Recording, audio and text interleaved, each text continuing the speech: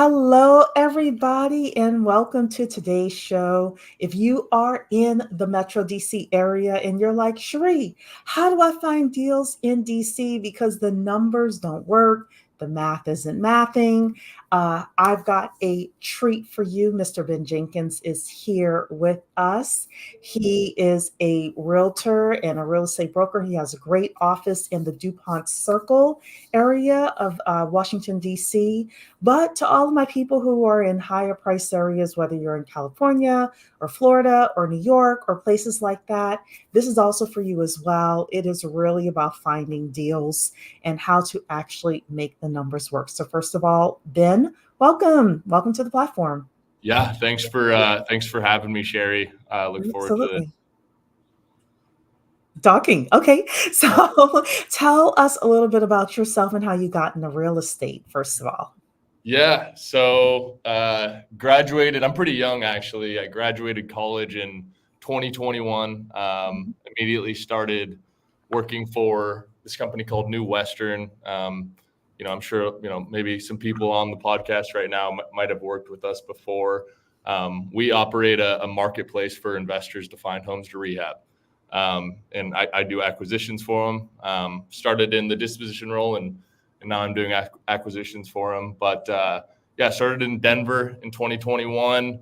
I was doing dispositions there for about a year or so. Did well doing that, and now they had me come out to DC in 2022, August 2022. So we had, it's crazy looking back, but we actually had four agents in our office when we got the jump out here, and now we're up to about 20 or 25. So it's fantastic. It's quite the ride so far. It's been a lot of fun. That's great growth. Congratulations. So when you say you're doing dispositions, what exactly does that mean? What are you doing? Yeah, so kind of how New Western is structured. So dispositions, it's essentially a sales role.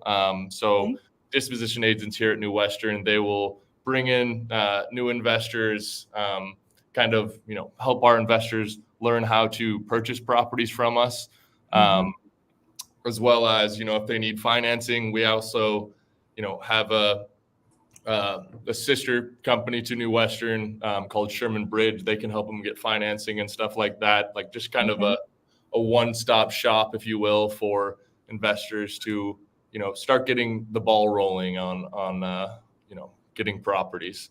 We're actually around the country. We're in, I think, 25 major metros at this point.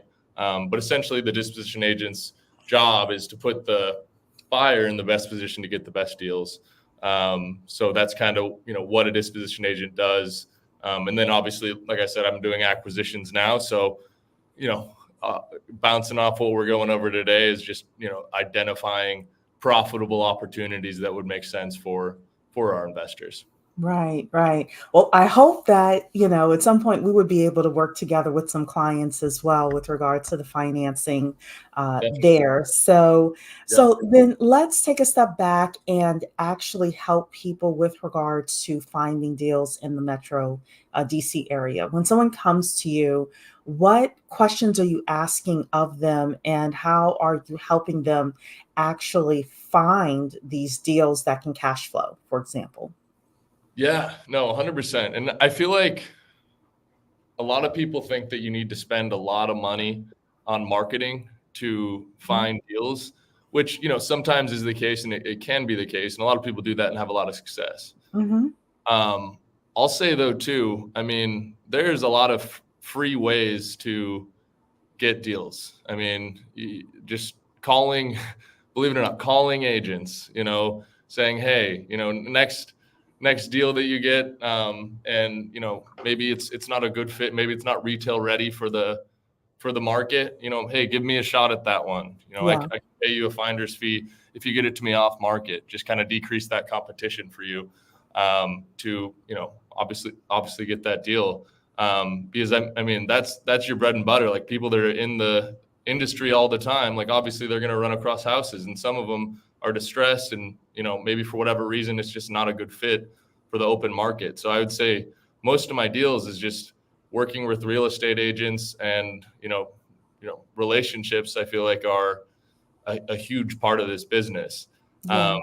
There's, obviously a lot of ways that you can generate deals that are going to cost, some cost more money, some cost less money.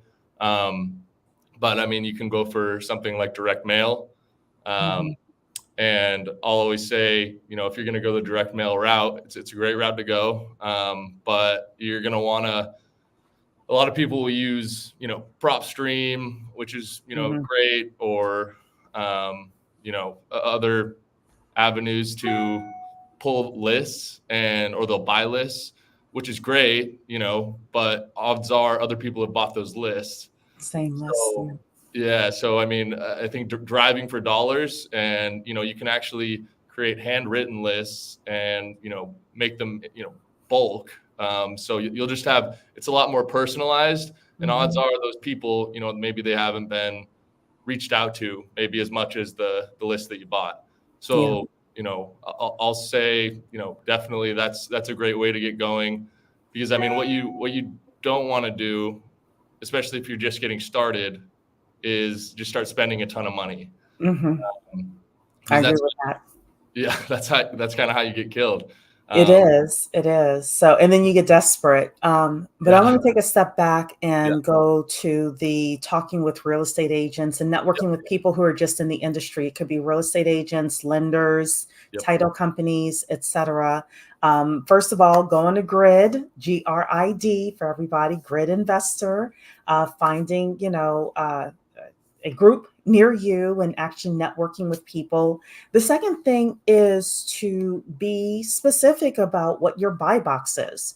A buy box is basically like, what are you looking for? Are you looking for single family? Are you looking for multifamily? Are you looking for something that's a full gut reno? Or do you want something where it only needs paint and carpet and you're ready to go? And that way people can say, okay, people will take you more seriously. I think you can let me know, Ben, yep. if you kind of are a little bit more, if you just say, I want anything, then they think that you haven't really thought through it. But you can let me know what you think about that. The other thing that I suggest people do is have office hours for your business, just like you would have office hours if you were going to work. I always suggest people have office hours for this real estate investment business because it is a business, and having that marketing time set aside, even if it's just an hour a week, to reach out to realtors and say, hey, this is what I'm looking for. And then the final thing, and Ben can let me know what he thinks about this as well, is once you get your list of 30 realtors, call those same realtors every month, because you don't want them to forget about you. They're not going to remember you 3, 4 months from now. But if you call them every month and then email them maybe with your contact information, they'll start to remember you as well. So, Ben, what do you think about anything that I said or anything you want to add to what I said? No, yeah, that's great. I totally agree. Yeah, because I mean, if you don't have an ironed out buy criteria, like you said, Cheree, like people just will be like, okay, maybe this person doesn't necessarily, maybe they're not all the way in yet. Yeah. They're kind of teetering between things. So yeah, if you something so simple, so free, that I feel like a lot of people, it's crazy for them to do this, because a lot of people don't really like to utilize their social medias, but just something as simple as Mhm. throwing up on their Facebook page, hey everybody, I'm looking for a really clean 70s build in Prince George's County or something, Yeah. whatever, just for example, and you'll be surprised at kind of the feedback that you get on that. And like, maybe someone will say, hey, maybe I have something for you here. Or, if people look at your page, they'll see, hey, this person is active in the world of real estate investing right now. They're looking for deals right now. But yeah, ironing out your buy box is huge. And I mean, that's because otherwise people just won't really know what to look for. But yeah, and then like you said, I mean, getting their emails, following up with these Mhm. people is going to be huge. You can utilize, and obviously make sure you're always complying with canned spam and everything like Mhm. that. But you can utilize follow-up, such as the Reach app, where you actually are sending each text individually so it complies, and you can reach out to a mass amount of people via email. Obviously you want to make sure they opt in and everything like that Yeah. for your emails, but you can automate these processes. So maybe the first of each month you're just touching the people that you've already connected with, because I mean, it's easy once you have a relationship rolling. I mean, it's a lot easier to maintain that than just completely starting fresh every single month. You might as well, definitely stay in contact with the people that, you've reached out with in the first place. Otherwise, yeah, like you said, they'll just forget about you. So. Yeah, absolutely. I used to have this guy a few years ago. He had a medical device company, and he would, like, once every 4 to 6 weeks, he would send us just a general update about what was happening with his company. And then at some point, he decided he wanted to raise more money. And because I felt like I had been a part of his journey, I really wanted to invest in his company. And I Yeah. mentioned that because you can, like, for example, let's say every week for an hour, you're looking at properties, and you can say, hey, update, for the month, I looked at these 4 properties. They didn't work because of A, B, and C, but I'm still in the market looking for property. And for some sort of reason, that may get people to, like, open up and be a part of your journey as Yeah. well, so that when they find something, they feel invested in you finding the property. You're not just another investor coming through. You're actually taking people on the journey with you. And Yeah. like you said, Ben, people can also upload that to social media as well, because their family, friends, coworkers, church members, etc., may be the ones that shows them a really great property and gets them into that off market deal. Yeah, it's the classic joke where everybody's got a real estate license. You never know, somebody that you never thought in a million years would get you your first deal. Like Yeah, everyone's a bird dog. yeah, So yeah, everybody is a bird dog, and you're right. You never know who that person is that's going to get you your yeah. deal. And Yes, get in those, absolutely. get in Facebook groups. I mean, people, Mhm. think that that there's nothing there. There's a lot of business that happens in these Facebook groups in most major metropolitan markets. Mhm. So I mean, definitely, like, not only on your personal page, but get active in the Facebook groups and see if you can provide some value there as well. Yeah, yeah, absolutely.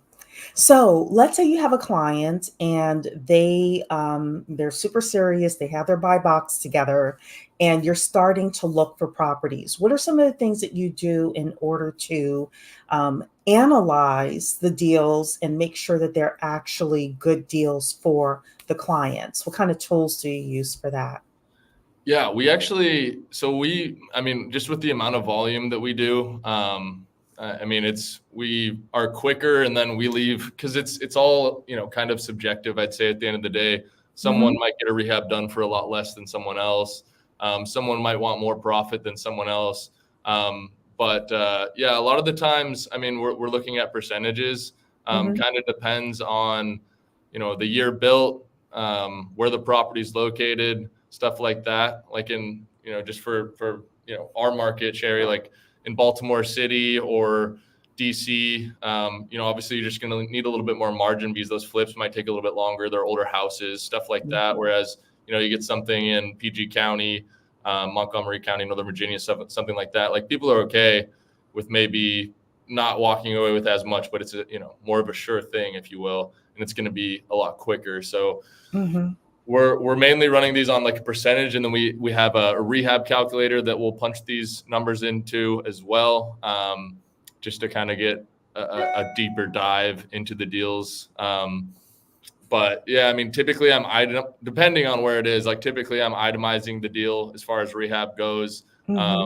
but you get somewhere like Washington, DC, where most everything is going to be a full gut renovation. So you can kind of get away with more of a price per square foot metric Yeah. and something like that. So Yeah, and look, I would suggest to people, don't do a full gut reno if this is your first deal. Like, yeah, find something that requires less, because the full gut renos, like you really do have to have a strong construction team with you. But it sounds like Ben does a lot of analysis on your behalf as well, which I think is really great. I know over here it's SimpliFunded, especially for like rental properties, we will do an analysis for our clients, and we've helped save clients as well. We're like, you're not going to make any money on this deal, and a lot of times they don't know. Yeah. So we Yeah. add that in as we are preparing a term sheet. We also prepare that rental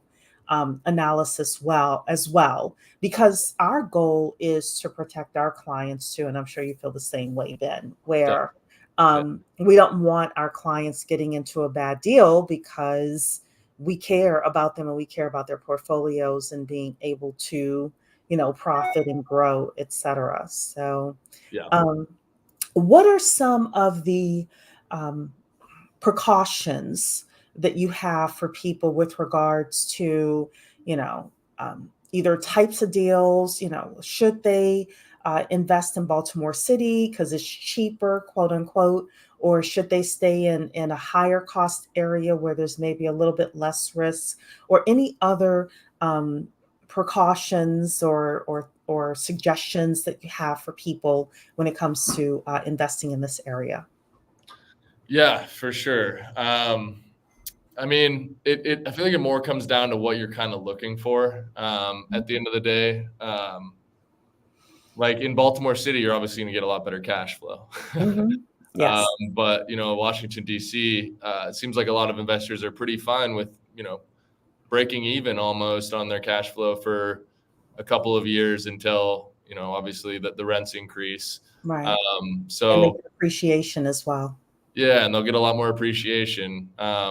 So I mean, I feel like you can't really go wrong in this area. I feel like it just kind of depends on what you're looking for. I would say like the main precaution is I feel like people will see cash flow and they'll be like, oh, this is good, this is great, but like then they don't factor in, maybe maintenance expenses over the next Mm-hmm. 5-10 years, or like what if you have to replace a roof or Mm-hmm. an HVAC system or a water heater or something like that, and then all that cash flow that you collected, it's gone. So I would just say like definitely factor that in. Bigger Pockets has a great calculator that can Mm-hmm. help with that, which I Yeah. I use quite often. But yeah, I mean that's the main thing. But I mean in a market like Northern Virginia, I mean it's tough to get something here, but I mean it's right now it's one of the hottest markets in the United States. Yeah, it is. So which is great, but I Mm-hmm. mean you're gonna see a lot more appreciation, and then I mean you compare that to a market like DC. I mean another thing to look at is tenant rights. I mean market like DC versus Mm-hmm. Northern Virginia, it's going to be a lot more landlord friendly in Northern Virginia versus DC. So just making sure you're looking at stuff like that. I mean I've dealt with a lot of TOPA stuff and it's not fun. Yeah. So It's funny that you mentioned that because I was just talking with a property management person, and they're getting out of DC because it's not landlord friendly, I know other people who have invested in Baltimore City. Like, you have to be on top of your game with that because Maryland is not landlord friendly either. So you do need to have a lot more upfront, what do you call it, review of a potential tenant. Yeah. For So, sure. and it's not just the tenants, it's the properties as well. At least in DC, I've heard that sometimes getting the permits and things like that is kind of tough. Yeah, no, it's seems like it's pretty delayed right now in Yeah. DC. Yeah. Like I think permits that used to be a few months thing are more like 8 months, 6 to 8 months Mhm. now. So Yeah. it's, Yeah. It's a long time. it's a long time. So yeah, just factoring that in. I mean, definitely like you can get killed on soft costs and holding costs and everything Mhm. like that. So just to make sure that you're not just looking at a deal for face value. Closing costs are obviously going to be a lot more in DC than a place like Northern Virginia. Mhm. Just making sure you're factoring everything in, so you can walk out Yeah. happy with the purchase. Good, good. So tell us like a typical deal that you have that you're presenting to your investors. What's a typical deal? What are the numbers, et cetera? Yeah, no, for sure. Hmm. I would say probably the most common deal that we get is like a mid to low 200s detached house in Prince George's County. Okay. That's pretty common, something that we pick up. Maybe an investor gets an out sale around 400. They put, I don't know, 60 in or something like that. Let me Okay. make sure. Let me double check my numbers on that. So we got one, So if they're doing 250 maybe plus, 75. Yeah, okay. 400 exit, put 75 in, pick it up, mid to low 200s. Okay. Yeah. So how much are they on average profiting after? I mean, you can just give us a range after like you have your double closing cost and things like that. What are how are people doing in the market there? Yeah, so New Western as a whole will actually typically utilize a double close across the country. Here in DC, we actually just utilize an assignment, Oh, for okay. our transactions just to decrease some of the closing costs. Okay. But I'd say like PG County is different, but I'd say most investors are looking to make right around 30K, Okay. just because it's going to be a quicker flip. Uh, Mm-hmm. I'd say in DC, people are looking to make more like 75, maybe $100,000, but obviously that's going to be you know a lot longer of a Mm-hmm. project and Yes. maybe some more headaches along the way. So Yeah. like we just had one in Reston, for example, and just quick, easy flip. I mean, you're not going to make a killing on it, but you'll probably be out in 3 weeks, and then the Mhm. days on market were 3 days. So obviously a lot of people like stuff like that where it's just kind of a no-brainer, Yeah. and you're not gonna maybe knock it out of the park, but Mhm. you're feeling pretty good that you're gonna make some money, and you're gonna be out quick with minimal risk. Uh, Yes. Yes. seems So like you're willing to take less for that. Yeah. yeah, yep. So That makes sense, definitely. So, yeah, I do have people contacting me who do not have any money. So I always suggest people consider the wholesaling route. There are people who have money who are looking for deals. There are people who out there who can get deals who are looking for money, and you two can potentially partner in order to be successful as well. Because I have a lot of people who ultimately want to get long-term rentals, but I'm like, if you don't have any cash, yeah, then let's focus on getting you some fix and flips, and get you in the market with regards to that. So, yeah, um, definitely. what other things should people be aware of as they are working with somebody like you? Anything else? Yeah, for sure. So, I mean, I would always just say to do your own due diligence, Mhm, always. Get your contractor, walk the house. mhm, Like, I don't know. Like, I'm not a huge fan of the sight unseen purchases. Like, I feel like mhm, it's good to get your contractor in there, and have them run the numbers with you. Make sure you pulled your after repair value comps. And factored in all soft and hard costs on this thing before pulling the trigger, because I mean typically companies kind of similar to New Western, I mean you're typically putting a non-refundable down payment down and you're signing mhm, a contract, mhm. so definitely just have all of your ducks in a row, Yeah. prior to moving forward, and maybe try and stay away from buying sight unseen if you can. I would agree with that. I don't think it's very smart for anybody to buy sight unseen. Yeah, And, another thing is, we talk around here for those first couple of properties, buying within a 50-mile radius of where you live. That way you can go drive to the property, yeah, also drive there on the weekends. Maybe, if you have flexible work during the weekdays, driving there, surprising the contractors, all of yeah. that stuff. So, I mean, all of that is important. But I really enjoy talking with you because, again, so many people said to me, We can't make the numbers work in DC. It's impossible. And yet you seem to be a living testimony that it's difficult, but it's Yeah, not impossible. It's not impossible. So, definitely how doable. can people get in touch with you, Ben, if they want to know more, maybe work with your team? Yeah, I mean, I think the best way to get in contact with me is just give me a call, text me, 970-231-6962. If anybody wants to reach out and see how I can help you, no matter what, I would love to try. But yeah, definitely can email me too at ben.jenkins@newwestern.com. Yeah, so definitely happy to chat with whoever on anything I can help with. Perfect, perfect. Well, I want to thank everybody for being here. Don't forget, if you are looking for funding for your real estate portfolio or for your own home, if you want to do house hacking, anything like that, you can find me at simplifunded.com. Definitely reach out to Ben. Overall, let's get you your real estate portfolio in whatever manner you are looking for your own family's needs. So thank you so much, Ben, for being here. Thanks, everybody. Hit the thumbs up button on the way out, and we will see you on the next podcast. Take care. Thanks for having me, Bye-bye. Cheree.